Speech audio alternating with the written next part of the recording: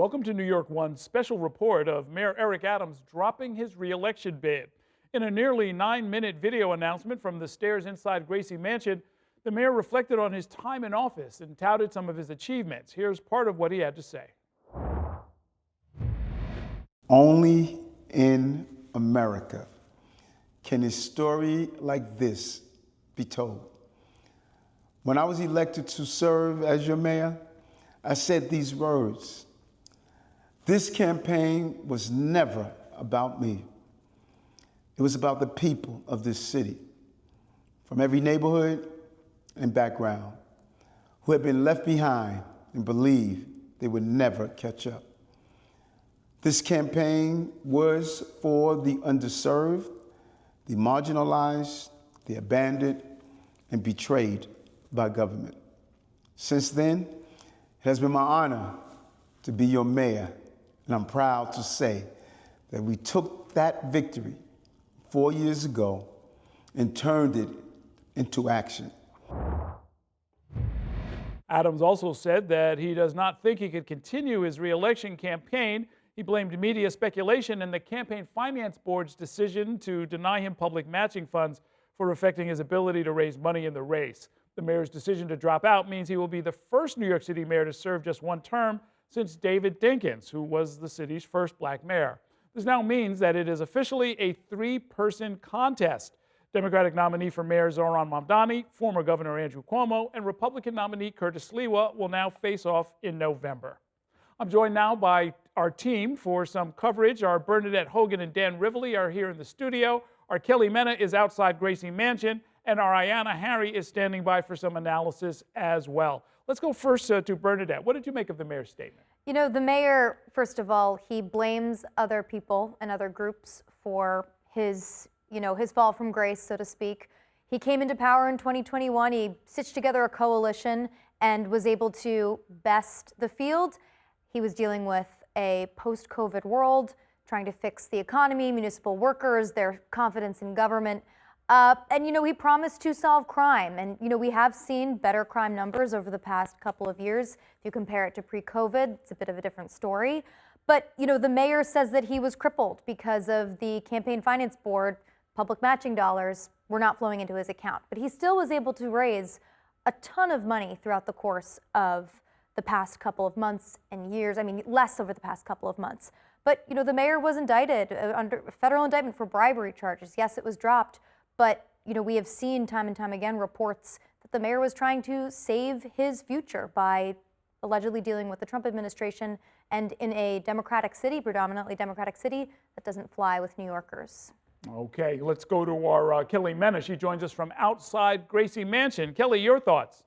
Errol, I think that this day, for me at least, was something that I definitely expected. It was just a matter of timing.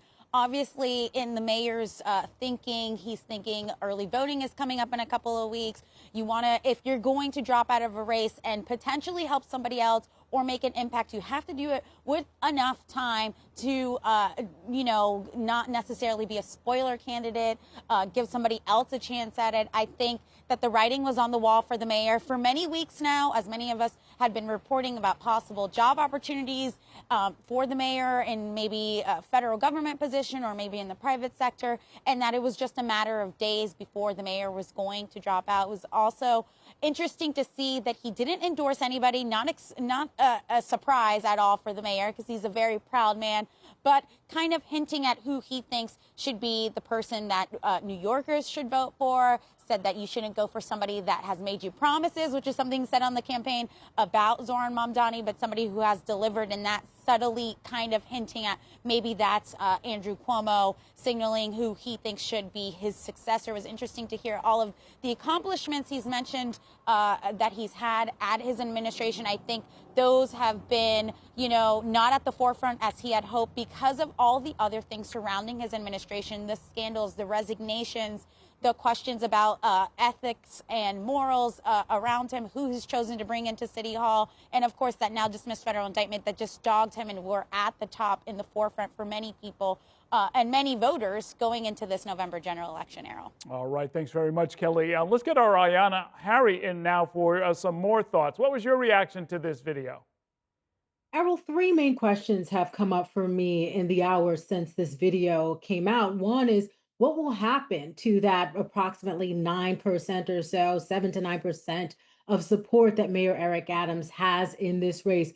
Will those voters choose to support Curtis Sliwa, Andrew Cuomo, or perhaps even Zohran Mamdani? I'm also wondering what will happen to the $3.5 million currently sitting in the mayor's campaign bank account. Will he save that money for a potential run in the future? Or could he attempt to potentially try and use that money to pay some of his legal bills? And I'm also wondering how the mayor will lead from City Hall over these next few months. Now that he knows he doesn't have to worry about running for reelection, he will not be back for another term. Could we see the mayor make some bold moves that could potentially be considered unpopular, but maybe he's not afraid to make them anymore because he doesn't have to worry about getting the vote for another 4 years? Very interesting. Our Dan Rivley is here, and Dan, it's kind of telling that the mayor, he mentioned a lot of different factors that were beyond his control, never mentioned the legal problems that really seemed, I guess in hindsight, to have been critical in making it hard for him to get reelected. Yeah, he kind of hinted at it, but I think that was really what led to today, is that he could never shake the idea that he basically sold out to the Trump administration. Whether he thinks it's fair or not is so immaterial, because the polls were low because voters felt he had broken a trust with them. And, you know, that video he put out today for nearly 9 minutes would have made a good reelection pitch if he didn't use it to say, I'm not running for reelection. He did have a philosophy of government and policy agenda and some achievements he could bring to a campaign, but he said he just couldn't get his message out. I think with or without money, he couldn't get his message out. He was really, in the last days of this campaign, just detailing the indignities he had suffered, just a lot of complaining whenever he was up in front of reporters. I'm being sabotaged. There's forces working against me. Biden didn't like me because I spoke about immigration. And it was all these forces. And we would, I would ask him, Mr. Mayor, why don't you try running, your achievement? Do you want us to air on television that you're just complaining? And he turned to me and he said, I'm not complaining, I'm campaigning. Yet he just could not stop stepping on his own message to just recount how he was so wrong. And I think at some point voters are just tuning that out and they're turning around to another candidate. And for Adams, he just keeps talking like he's old news. In advance of what tomorrow will be literally Monday morning quarterbacking, Right. One of the things that the mayor was urged to do when he first came in is make a list of what your agenda is, so that we'll all be able to sort of go back to it and check the list and say, did you do these things? Right. He has a list of accomplishments, but we kind of have to piece it together. There was phonics for education, Right. and there was the sanitation plan, and then there's whatever he was doing with public safety, but we never really got it in a coherent package from the mayor. Right, partially because the way that the mayor ran City Hall was he kind of ping-ponged from event to idea, and the follow-through was the real question. There were several stories that we've covered over the last 3.5 years where the question was, how did that continue on, or how did it end? And maybe some of these more successful programs were able to be achieved through assistance with the city council, which we know are few and far between because City Hall had a poor relationship with the other side. But if you look at City of Yes, for example, which was championed by one of his now departed deputy mayors, City of Yes is a huge accomplishment when it comes to zoning and the future of building more housing in New York City. And that's also made part by state dollars. Same thing goes with mental health, discovery reform, state bail laws, all of those criminal justice policies that the mayor can point to as maybe partially his achievement, but also because he was lucky that the governor herself really prioritized that too. So the mayor also ran quite a bit on luck over the last 3.5 years. Okay, thank you all for that analysis. Before we head to break, Governor Hochul weighed in earlier today saying, for the last 4 years, I've been proud to work with Mayor Adams to make New York City safer, stronger, and more affordable. I have been grateful for his partnership. He leaves New York City better than he inherited it, and that will always be central to his legacy as mayor. Earlier today, I spoke exclusively to the Democratic nominee for mayor, Zohran Mamdani. Here's our conversation. Joining me now is Zohran Mamdani. He's the Democratic nominee for mayor, and he's joining us live from Chelsea. He's in the neighborhood. He should have come by here. Thanks for joining me. What is your reaction to today's news? You know, Donald Trump and his billionaire donors can determine the actions of Eric Adams and Andrew Cuomo, but they can't dictate the results of this election. And what we see today is an illustration of what so many New Yorkers are tired of. They are tired of the politics of backroom deals. They are tired of a politics that has delivered them the most expensive city in the United States of America. And in many ways, it doesn't change the focus of this campaign, which is on working class New Yorkers and ensuring they can afford the city they call home. I mean, isn't the analysis, at least on one level, that Zohran Mamdani and Andrew Cuomo were beating Eric Adams like a drum? He was stuck in single digits, and he decided there was no path to victory, so he dropped out. He doesn't necessarily need a billionaire to tell him that, right? Well, look, he might not be in this race, but his record is Andrew Cuomo's agenda. It's an agenda that will continue on the legacy that the Adams administration delivered of raising the rent on millions of New Yorkers, of cutting funding for their child care, for their schools, for their libraries, on slowing down the already slowest buses in the country. That is the agenda that Andrew Cuomo is running on to continue. So when the mayor released his video, have you spoken to him? Are you thinking about reaching out to him? I haven't spoken to the mayor today. I haven't spoken to the mayor since we saw each other at the Dominican Day Parade.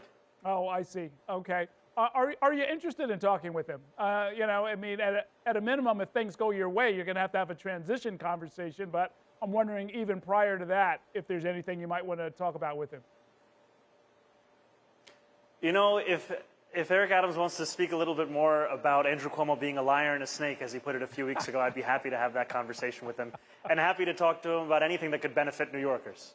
Okay, so you've clearly moved on to what is now your principal opponent. Look, the analysis from the pundits out there is going to be that Andrew Cuomo is getting closer to the scenario that he wanted, which was a one-on-one race against you. Is that how you see this? Look, I think Andrew Cuomo also wanted me to be his opponent in the Democratic primary, and we beat him by 13 points then. And I'm just as confident about winning this race on November 4th. And I think whether it's Andrew Cuomo, whether it's Curtis Sliwa, what New Yorkers want is a politics that actually speaks to the future of this city, to make this city one that's affordable. And they're not going to turn to a disgraced former governor to deliver that when he's been the architect of what has pushed so many New Yorkers out of these 5 boroughs. I saw that you had something for your campaign followers just in the last few days, asking them to submit designs for some kind of a button. How did that work out, and what was that all about? Yes. You know, one of the things that I and many New Yorkers enjoy about going to vote are the stickers that you have to show your civic pride. And we thought it was time for a refresh for the I Registered to Vote sticker. And so we received hundreds of submissions from New Yorkers across the 5 boroughs, and we put it to a vote, and we're going to be announcing very soon which one has won, because it's going to be a key part of how we win this election, is ensuring that the electorate reflects more of the city, to register thousands of new voters just in the way that we did in the primary, and show that each and every New Yorker's concerns will be reflected in this race and in the electorate of that same race. Well, describe the profile of these new voters. Who are these folks that you're trying to bring into the process? You know, it ranges, Errol. I'll tell you, by and large, these are younger voters. What we saw in the primary is that we made the 3 highest performing age group demographics all under the age of 35, something that had never been seen in New York City politics before. But we also know that there are voters, there are New Yorkers who've been here for decades who are just now registering to vote. One of my good friends, Salman, he was telling me about how his 90-year-old grandfather is now for the first time looking to register to vote. You know, the other day I was at Little Flower and Sammy's Kebab House, 2 incredible coffee shops and restaurants here in Astoria.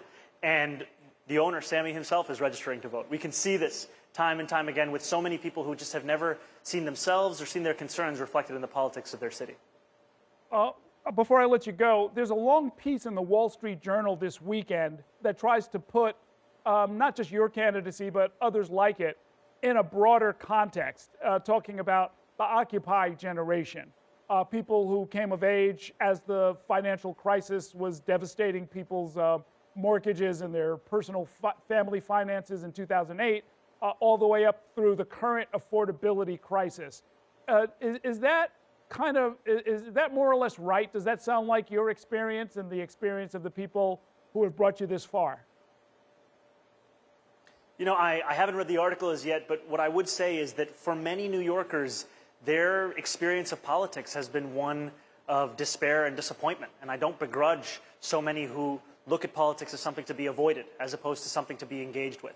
And it's because of these exact kind of moments that you've mentioned, Errol, and because that for so many, whenever that engagement has come, it's come at the expense of themselves and at their families. And so what we're trying to do here is not just to run against the other candidates looking to become the next mayor of the city, but also to run with a message that politics can be different. It must be different. And in order for it to be so, we actually have to reflect the concerns of working New Yorkers who are being pushed out of this city. And that's why when we talk about freezing the rent for rent-stabilized tenants, when we talk about making the slowest buses in America fast and free, or delivering universal child care, these aren't ideas we came up with consultants. These are ideas that we came up with listening to New Yorkers and why they were falling out of love with the city that they once called home.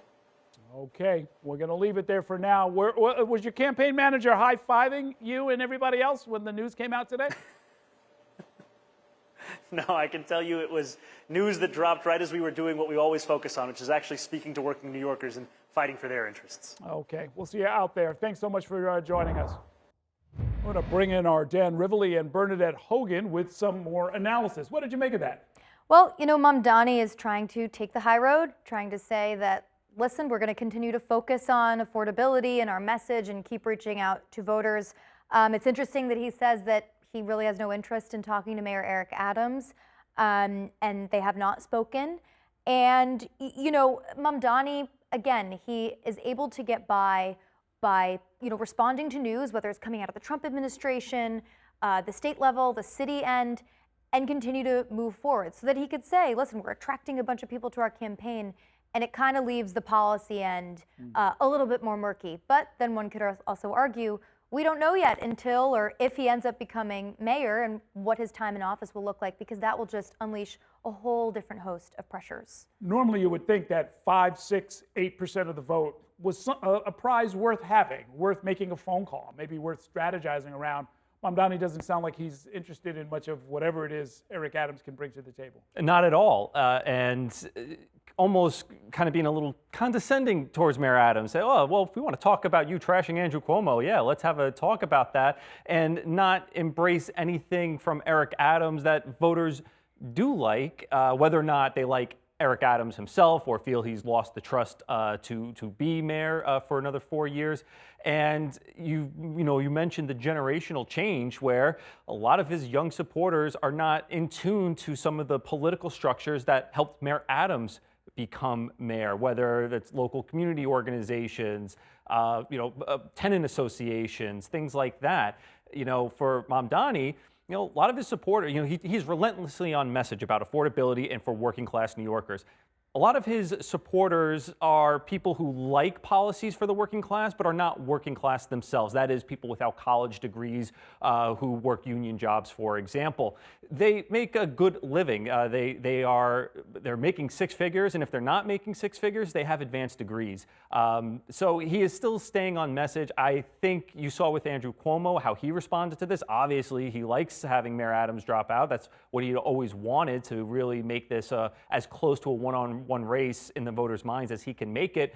And he is going to need some of that more, blue-collar union workforce who don't have college degrees to get into Cuomo's camp and leave, the advanced degrees, people holding them to Mamdani's camp. Well, this is day one of the three-man race. It may change as we get closer to Election Day.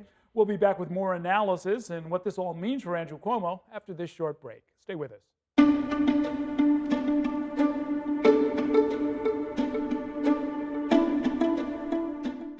Andrew Cuomo, who is running as an independent in the general election, also weighed in on the news with a statement saying, "The choice Mayor Adams made today was not an easy one, but I believe he is sincere in putting the well-being of New York City ahead of personal ambition. We face destructive extremist forces that would devastate our city through incompetence or ignorance, but it is not too late to stop them. Mayor Adams has much to be proud of in his accomplishments. Only in New York can a child raised in a tenement in Bushwick who once worked as a squeegee boy and a mailroom clerk rise to become mayor.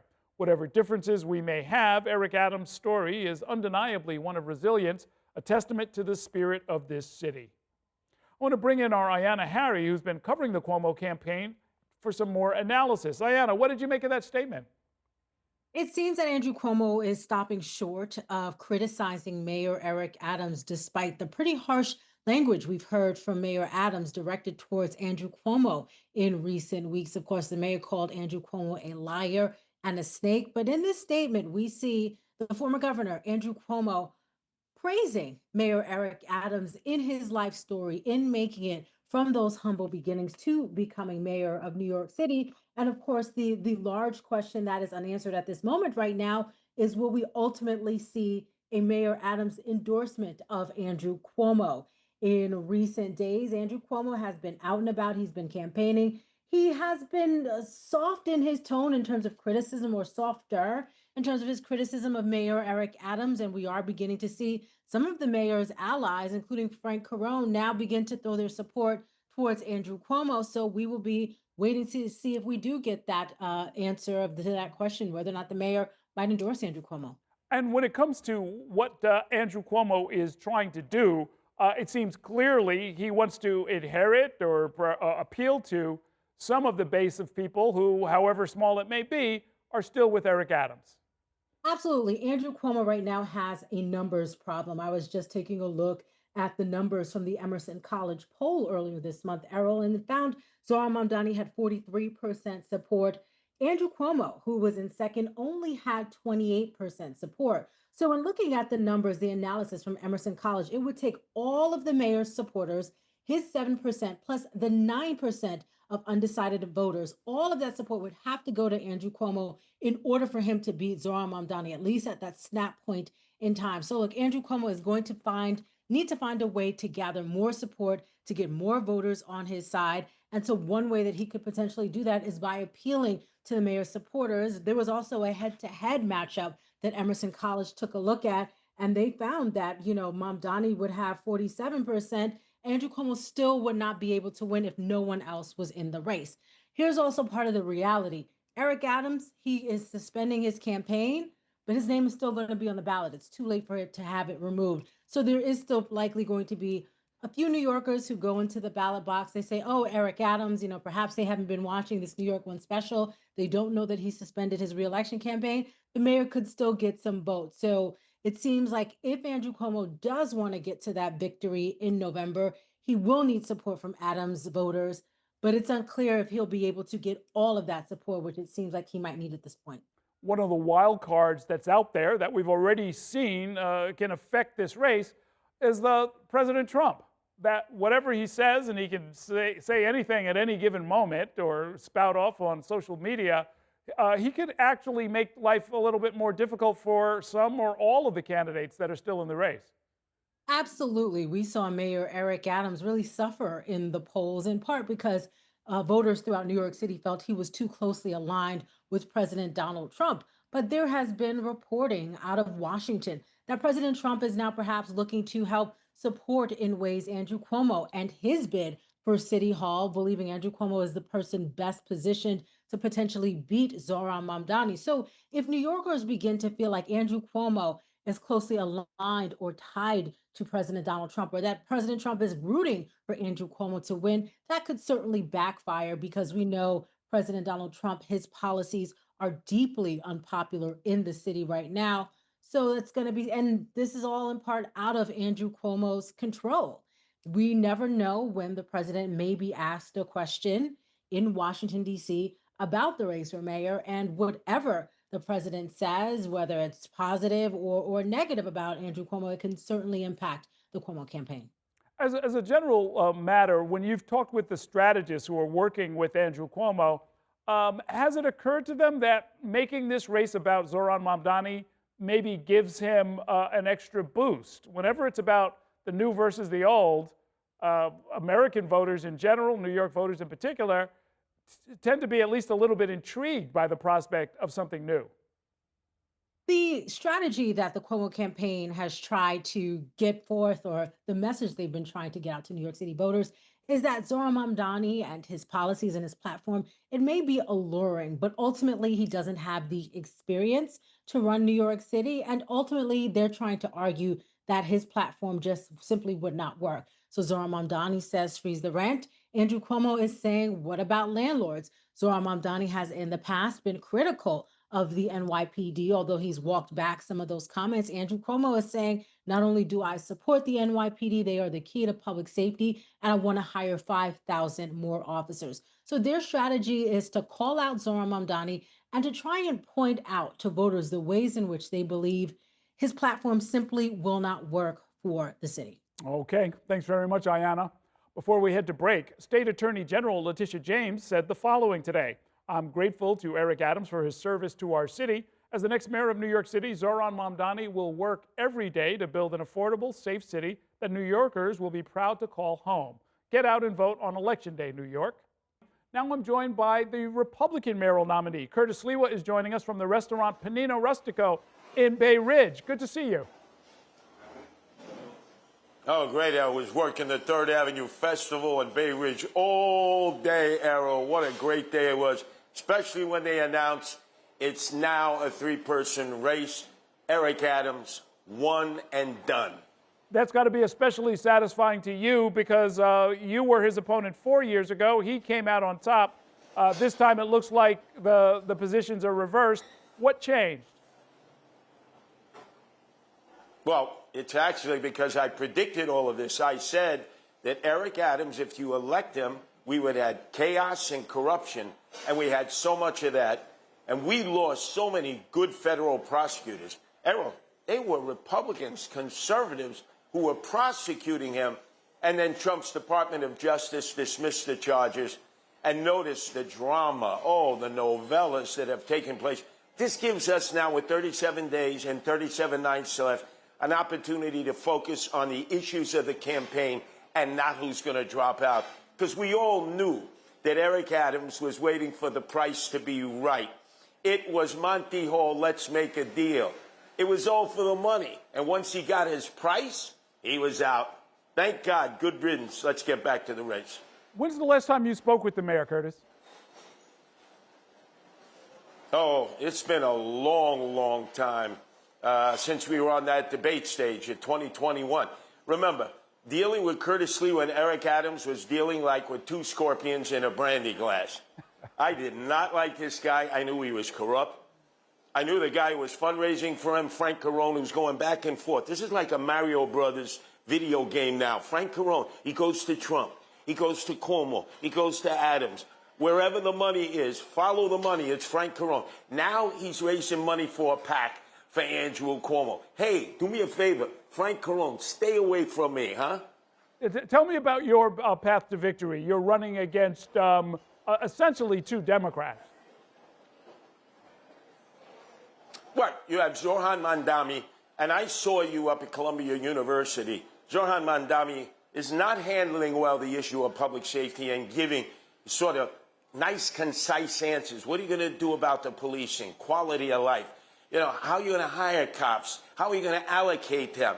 He's finding it very difficult because it clashes with his DSA view. And then, of course, with Andrew Cuomo, he's the author of No Cash Bail. He's the one who raised the age. He doesn't have a background in which you can say is law and order. Whereas I think if everybody acknowledges one thing about Curtis Sliwa, I'm the law and order candidate. I want to hire 7,000 cops. I want to get police officers back on the subway trains, the moving subway trains patrolling, put back the homeless outreach unit that used to be part of the police department that de Blasio did away with when he took $1 billion out of the budget. And I want cops walking a beat to be a visual deterrent, which they're not doing now.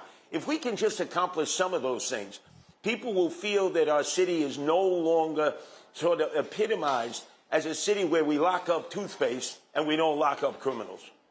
What do you make of the argument, which I think is supported by some of the polling data, Curtis, that while crime and public safety are important to New Yorkers, the number one issue is affordability? What do you have to say? What do you think of that? And what's your plan to address that issue? Oh, there's no doubt affordability, the cost of living. But I'm the only candidate who's saying we've got to slash the taxes. We got to slash income tax. We got to slash property tax, the corporate tax rate, because everybody's fleeing because it costs too much to live here. And then all these fees and fines that get attached, speed cameras, red light cameras, the cost of electricity, because Cuomo took Indian Point offline without a replacement, is skyrocketing. They've raised the water rates, the sewage rates. So the cost of living is prohibitive. because whether you look at the private sector or you look at the public sector, everything is being raised. And then when I look at the millennials, my wife Nancy, who was featured in that first commercial we did, she tells me, hey, look, I'm getting crushed by student loans. If I wasn't living with you in marriage, I'd probably still be sharing an apartment with 3 other people like I did in a dormitory when I was going to law school. So I understand all of that. But if you don't cut the cost of government and you don't cut taxes, you're going to continue to have an increase in expenses that are going to have to be absorbed by the people who can pay the taxes, because the rich, let's face it, they know how to shield. All these billionaires who are trying to fix this race, they know how to shield their money. It's the blue-collar working class that get clipped. And the poor and the indigent, they really can't pay taxes because they need to exist off what we can provide for them until they can get back on track. So I'm the candidate of the blue-collar working class, which are the majority of the population, which Cuomo does not represent and Zohran Mamdani does not represent. Look, you got Zohran Mamdani. He's Bill de Blasio on steroids. You got Andrew Cuomo, who is Zohran Mamdani light. When you talk about reducing the cost of government by slashing taxes, of course, the number one expense is headcount. What agencies in particular have you identified where you think that maybe we could either find some efficiencies or just cut the agencies back? Without a doubt, the biggest is the Department of Education, $41 billion out of a bloated budget of $118. $118 billion. Now, average cost per student, $42,000. We look at fourth graders, 2/3 cannot read, write, or do arithmetic at grade level. We have 100,000 less students. 1/3 of them are truants each and every day. 200 schools with 200 or less students. Michael Moglu, who's head of the UFT, determines that they must stay open. I would conflate them. So there are so many ways to cut that budget. And then when you go to the Tweed Courthouse, home of Tammany Hall, perfect place for the bureaucracy of the Department of Education. You got 13 deputy chancellors, 50 department heads. I talk to principals all the time at the elementary, junior high school level who hire their staffs. I said, do you know who these people are? Barely. Did they offer you any help? No. Teachers even have to reach into their pockets now and continue to buy basic supplies for the children and young adults in their classrooms. With a $41 billion budget that keeps growing? No, there's $10 billion that we can cut from that budget alone. And I know exactly who will do it. Robert Holden, who's the head of Democrats for Sliwa, was a teacher for 40 years. He knows exactly what to focus on, what to cut that will not hurt the children and young adults in the classroom, nor the teachers. Would Mr. Holden be your choice as chancellor? Well, I wish he would. I mean, I think he's the most knowledgeable that I've run across. I've run across many people in the field of education. But I think the most important thing, Errol, unlike Adams, de Blasio, and some of the previous mayors, I'm not omnipotent. I don't declare to know everything. We have a lot of good men and women out there, Democrats and Republicans and independents, who know their fields of expertise. One thing I'm going to do, Errol, you know politics. 97% of the work is done by staff. I don't care if they're Republicans or Democrats. We're going to elevate these civil servants who have great ideas, great plans, but they either get hijacked by the elected officials that they do the heavy lifting for, who spend most of their time dialing for dollars. We have so many great civil servants. They've never been given their opportunity to shine, either with Rudy and Bloomberg, the Republicans, de Blasio or Adams, the Democrats. I'm going to change how our focus of government is, because we do have a lot of people who know how to run government, and I'm going to be listening to them. Naturally, I sign off. But these are people with tremendous expertise who love this city. I know because I've had many conversations with them. Okay. All right. We will see you out on the campaign trail. Thanks so much for spending some time with us. Oh, and tell Errol Lewis, tell all those billionaires, stay away from me. I'm not dropping out. 37 days, 37 nights. I trust the people. Let them make the decision of who the next mayor is. Oofa to the billionaires and the professional political class. Okay. All the billionaires watching, do not call that man.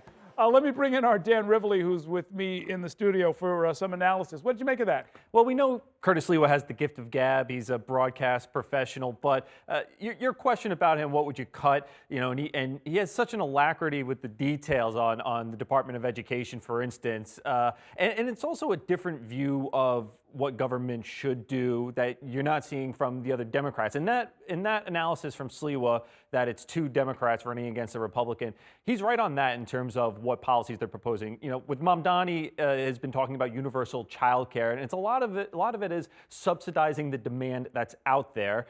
And you hear someone like Sliwa, while he didn't talk explicitly about childcare, his view of the government is not to subsidize demand, but kind of get rid of the regulations and lower the taxes. So on an issue like childcare, if you were to focus that view of government on that issue, you might have more childcare centers opening, more people can make use of it, have more choice, and maybe that would bring down the price. So it's just a different view of government. Okay, thanks very much.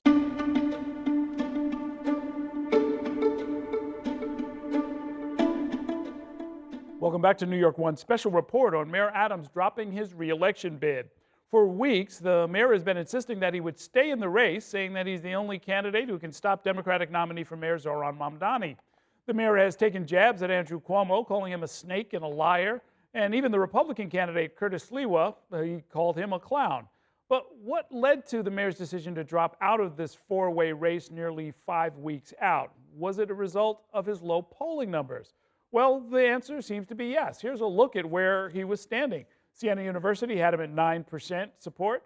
Quinnipiac had him at 12%. Emerson had him at 7%. And Marist had him at 9%. In all those cases, Bernadette Hogan, who's here for some analysis, in all of these cases, Bernadette, he was in 4th place. Right. And I mean, that's one of the reasons why he ended up dropping out of the Democratic primary and saying he would run as an independent. So if we look at the Marist University poll, which Errol, the questions involved were taken between September 8th and September 11th. So a couple weeks ago, but still, you know, might not have affected what we're seeing today. You have Zohran Mamdani leading with 45% compared to Andrew Cuomo at 24%, Curtis Sliwa, the Republican, at 17%, and Eric Adams rounding it out with 9%. So some of the crosstabs, you know, Mamdani receives a majority support, which would be 58%, according to Marist University, among Democrats likely to vote, while Cuomo would have only received 23% from the group. And this is when Adams is, of course, still as part of the contest, four-way. But there is a question that Marist asked, which if Adams were to drop out of the contest, Mamdani would receive 46% of likely voters' support, compared to 30% for Cuomo and 18% for Sliwa. So the question is, how much will Eric Adams dropping out of the race really affect the other candidates? Well, that number seemed to suggest that most of them did not go to Mamdani. Is that right? It looks like they go to Cuomo. Cuomo gets a bit of a boost, and Sliwa does as well if we looked at the numbers from before. But, you know, Andrew Cuomo has been urging all of the candidates, Eric Adams and Curtis Sliwa, to drop out so he can face Mamdani in a one-on-one race, because that also increases his support. But if you look at Marist's numbers on likely voters, again, Mamdani still is ahead of the pack.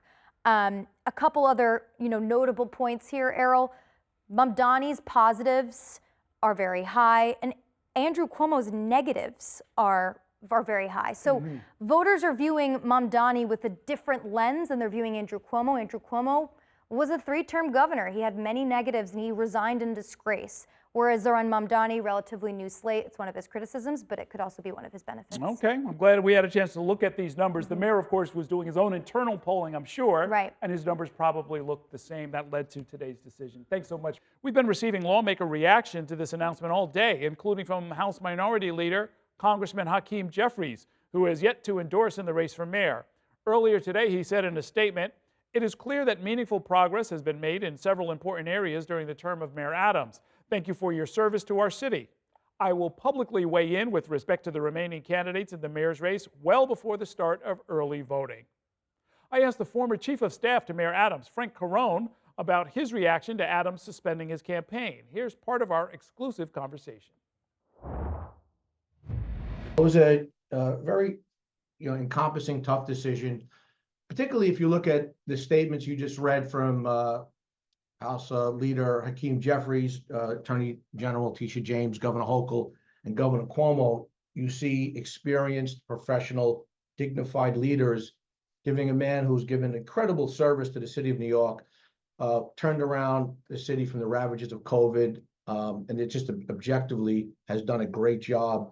And then you see the two candidates remaining in the race, Curtis Sliwa and Mamdani, taking pot shots and snide remarks, and just shows you the unprofessionalism. And I think that distinction is what really stood out at me, and I hope the audience sees that as well. And it is that professionalism and objectivity is what we brought to this conversation. You know, the mayor has overcome incredible obstacles, and for whatever reason, the narrative and the message was not resonating at this particular moment, which was interesting because when I'm out and about with the mayor, which is often, we went to just recently last Friday, a art exhibit opening for beginner artists and startup artists, had to be over 200 diverse attendees. The mayor was greeted with such adoration, pleasantries, so much so that the kitchen staff stopped cooking and came out to say, "Great job, keep it up, we need you." And then I weigh that against the polling, and you realize that the polling narrative is important for, you know, the insiders and for the political class, but it was not indicative truly of where the mayor was. But with the campaign finance board making their decision to prohibit the mayor from having the necessary funds to campaign, because the messaging was not hitting the masses through vis-a-vis the polling that we would have liked, and the rest of the issues surrounding the mayor, he made a very courageous decision. I think history is going to judge him and the administration very, very well. This administration has so much to be proud of and has done such a great job. And I'm just happy to be part of it. A great privilege to me. And I thank the mayor for allowing me to do so. And, you know, let the mayor have his day and we'll go from here. Joining us now to talk more about this, as well as Mayor Adams' lasting legacy, we've got some team coverage. Dan Rivoli and Bernadette Hogan are here with me in the studio. Kelly Mena is out in front of Gracie Mansion, and our Ayanna Harry is joining us as well. And Bernadette, what will you remember about the Adams administration? This, as they say, is the first draft of history. Well, I think about crime because that is what the mayor ran on. He said that he was a former police officer and there was too much crime and disorder in New York City. You know, in the wake of the George Floyd protests, we obviously saw, I mean, we continue to see the repercussions of police interactions with those protesters. And the mayor, you know, he said that he would bring down the levels. If you look at the numbers, I mean, just in August, the NYPD commissioner and the mayor touted a decrease in shootings and transit crimes overall. But if you compare the figures, the year over year, the month over month, they are higher still compared to pre-COVID levels in 2019. And that's something to look out for because, you know, the mayor can tout a month over month improvement. But when you look at the pre-COVID world, it's just not true. And then we can also jump over to how the mayor, his first police commissioner, Keishant Sewell, who, you know, if you talk to sources, they say she was a real cop's cop. And she was pushed out, according to sources and, you know, reporting afterwards, because she had disagreements with some of the mayor's former associates and former top brass in the NYPD. She wanted to discipline Jeffrey Madry, one of the former top brass in the NYPD who had served with Mayor Adams, and instead she parted ways. Eddie Caban, the next police commissioner, he ended up also embroiled in a federal investigation, as was his brother, and that is still ongoing. So the mayor's confidence in controlling and bringing down crime, if you ask New Yorkers, they either say they still think that crime and disorder exists and the status quo has remained the same. But we'll see how, you know, the governor has helped a lot with the mayor as well, but we'll see how that continues to be looked at. So many of these come with an asterisk next to them. Kelly Mena, I know the mayor in his video today and almost every other day talked about housing as something he wants to be remembered for, right? Yeah, that's right, Errol, especially because he muscled through that massive legislation or package for housing called City of Yes for Housing Opportunity. His plan to really allow for housing to be built much easier and faster across all 5 boroughs. He adopted this idea that everybody has to do their fair share, no matter where you are, whether you're in a neighborhood in the Bronx or you're in Staten Island. You need to be part of the solution for affordability, funny enough, for bringing more housing, whether it's near a transit stop, near a subway stop, or it's a residential area where they can bring in some density. That was the goal of that package. He, along with the city council, were able to get that through in December, and that's going to be a big win for the mayor and a legacy builder, because it's going to lead to more housing across the city in the years to come, Errol. Okay. Real quick, Dan, your take on the legacy of the mayor. I think that Adams's 4 years at City Hall, it can be a cautionary tale, and it offers a lesson that I think Adams himself learned too late, that you have to empower and trust your smart and accomplished officials, and you have to have a low tolerance for people who may be loyal but are in it for themselves and bring embarrassment to your administration. And I think there are officials on both sides of that. You mentioned Keyshawn Sewell, his first police commissioner, who got good reviews by all accounts, getting pushed out because she was not empowered enough. And then you have officials in his administration who had to resign under clouds of investigations. Absolutely. Ayanna, you get the last word. I think about public education and the mayor's impact there. It's such an important area when you think there are 900,000 public school students in New York City. Eric Adams wanted to fundamentally change the way in which students in New York City learn how to read. So he had this NYC Reads program, which really focused more on phonic-based learning, and this was a massive effort. It took the retraining of teachers, but we are seeing some progress. Just this past spring, we learned that reading scores in New York City went up 7%. That's directly a result of NYC Reads and the mayor trying to change the way in which students are taught. Okay. I personally will always remember the composting and the trash bins. Well, thank you all for joining me. Thank you for that analysis. That is going to do it for this special report on Mayor Adams dropping his re-election bid. But stay with New York One for continuing coverage. And as a quick programming note, I will be with Bobby Kuza and Courtney Gross tomorrow for a live crossover podcast event. That event is sold out, but we'll be streaming it live on YouTube. And as a reminder, Inside City Hall is streaming on the Spectrum News app as well on YouTube every night starting at 7. Thanks so much for joining us.